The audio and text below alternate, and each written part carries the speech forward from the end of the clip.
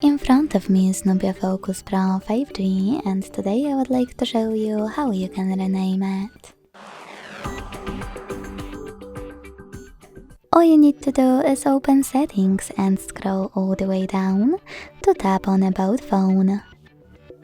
Then tap on device name at the top right corner and type in wherever you want to.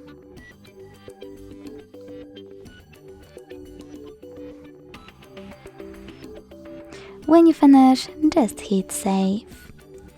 As you can see after that, name of my device has changed.